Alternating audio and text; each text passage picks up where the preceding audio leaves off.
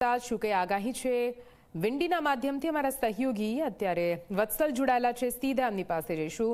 વત્સલ, આગાહી લગાતાર કરવામાં આવી રહી છે, ભારેથી અતિ ભારે વરસાદની આગાહી છે, કયા એવા જિલ્લાઓ છે જ્યાં વધારે વરસાદ થઈ શકે છે? અત્યારે હાલની પરિસ્થિતિ વિંડી પ્રમાણે શું કઈ સામે આવી રહી છે વત્સલ?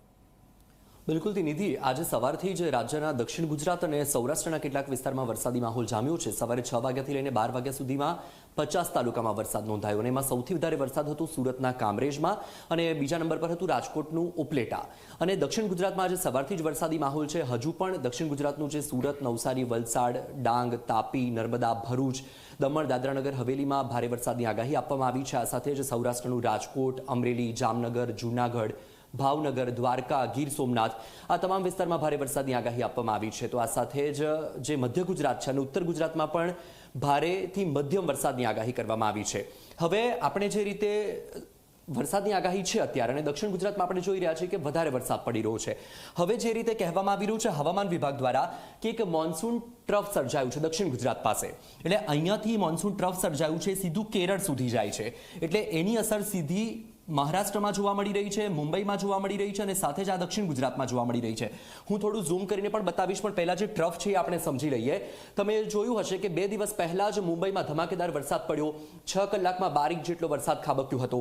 આ જે ટ્રફ છે એ સીધું અસર મહારાષ્ટ્રને કરી રહ્યું છે અને દક્ષિણ ગુજરાતને કરી રહ્યું છે। આજે સવારથી દક્ષિણ ગુજરાતમાં વરસાદ પડી રહ્યો છે, સાથે જ સૌરાષ્ટ્રના કેટલાક વિસ્તારમાં વરસાદ છે। તો તમે જુઓ કે જે કોસ્ટલ બેલ્ટ એરિયા છે ત્યાં પણ આ ટ્રફ અસર કરી રહ્યું છે। સૌરાષ્ટ્રના 2 ટ્રફ સર્જાયા છે, એક ટ્રફ અહીંયા સર્જાયું છે, એટલે સીધી એની અસર બિહારના કેટલાક વિસ્તારને થઈ રહી છે, ઉત્તર પ્રદેશને થઈ રહી છે, ઉત્તરાખંડને થઈ રહી છે અને સાથે એની અસર અહીંયા પણ જોવા મળશે। એટલે કે આ તરફથી પણ જે વાદળો છે એ આ તરફ આવી રહ્યા છે અને અરબી સમુદ્રમાં જે ટ્રફ સર્જાયું છે દક્ષિણ ગુજરાત પાસે તે પણ સીધું ગુજરાતને અસર કરી રહ્યું છે। એટલે કે જે આ દક્ષિણ ગુજરાતનો વિસ્તાર છે અને આ જે સૌરાષ્ટ્રનો વિસ્તાર છે એની સીધી અસર જોવા મળી રહી છે। કારણ કે તમે જોયું છે કે અહીંયા જે ટ્રફ સર્જાયું છે એના કારણે નેપાળમાં પણ વરસાદ પડી રહ્યો છે અને નેપાળમાં ભયંકર પૂરની પરિસ્થિતિ છે, તે પાણી છોડવામાં આવી રહ્યું છે, બિહારમાં પણ આવી રહ્યું છે, એટલે બિહારમાં પણ પૂરની પરિસ્થિતિ છે।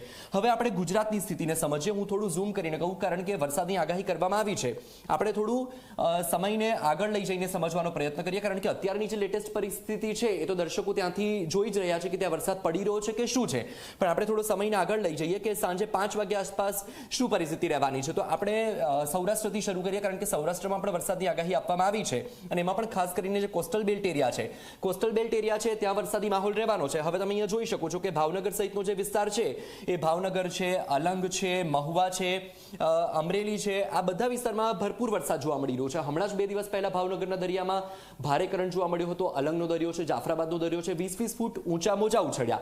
માછીમારોને દરિયો ન ખેડવા માટેની પણ સૂચના આપવામાં આવી છે અને તમે જે મોન્સૂન ટ્રફ જોઈ રહ્યા છો જે અહીંયા સર્જાયું છે એ તમે અહીંયા સીધું જોઈ શકો છો કે અહીં આ તરફ છે દક્ષિણ ગુજરાત અને આ તરફ છે સૌરાષ્ટ્ર, એટલે સૌરાષ્ટ્રનો જેટલો પણ કોસ્ટલ બેલ્ટ એરિયા છે ત્યાં વરસાદી માહોલ છે, સાથે રાજકોટ, ચોટીલા સહિતનો જે વિસ્તાર છે, સુરેન્દ્રનગર છે, ત્યાં પણ વરસાદની આગાહી આપવામાં આવી છે। એટલે તમે આખું જે સૌરાષ્ટ્ર પંથક છે તમે જોઈ શકો છો કે ત્યાં વરસાદી માહોલ છે। હવે આપણે કચ્છમાં જઈએ કે કચ્છમાં શું પરિસ્થિતિ રહેવાની છે, તો કચ્છમાં સામાન્ય વરસાદની આગાહી કરવામાં આવી છે। તો તમે અહીંયા એ પણ જોઈ શકો છો, આ સાંજના 5 વાગ્યાનો સમય કર્યો છે, તો સાંજે 5 વાગ્યા આસપાસ તમે જોઈ શકો કે લખપત, નલિયા, માંડવી સહિતનો જે વિસ્તાર છે ત્યાં કશું જ નથી। તો આ જે વિસ્તાર છે ગાંધીધામ, રાપર, ખાવડા, બોડે, આ વિસ્તારમાં તમે વરસાદ જોઈ શકો છો। રાપરમાં તમને મધ્યમથી ભારે વરસાદ જોવા મળી રહ્યો છે, ગાંધીધામ અને ખાવડા આસપાસનો જે વિસ્તાર છે ત્યાં હળવાથી મધ્યમ વરસાદ જોવા મળી રહ્યો છે।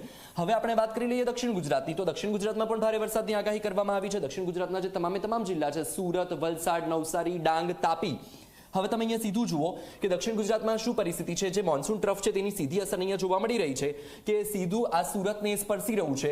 સુરતમાં જે સવારથી જ વરસાદી માહોલ જામ્યો છે, મોટાભાગનો વિસ્તાર આજે એવો છે જે 50 તાલુકામાં વરસાદ નોંધાયો, એમાં સૌથી વધારે વરસાદ દક્ષિણ ગુજરાતમાં જ નોંધાયો। હવે તમે જુઓ કે દક્ષિણ ગુજરાતનું ભરૂચ લઈ લો, તાપીનું વ્યારા લઈ લો, ડાંગનું આહવા લઈ લો, સિલવાસા, દમણ, દાદરાનગર હવેલીમાં પણ વરસાદની આગાહી છે, વલસાડમાં પણ છે। એટલે તમે જુઓ કે દક્ષિણ ગુજરાતનો જે વિસ્તાર છે, ડાંગનો જે વિસ્તાર છે, તાપી જિલ્લાનો જે વરસાદ છે ત્યાં પણ તમને વરસાદી માહોલ જોવા મળી રહ્યો છે। હવે આપણે મધ્ય ગુજરાતની પણ વાત કરી લઈએ કે મધ્ય ગુજરાતમાં પણ વરસાદની આગાહી કરવામાં આવી છે, મધ્યમથી ભારે વરસાદ વરસી શકે છે।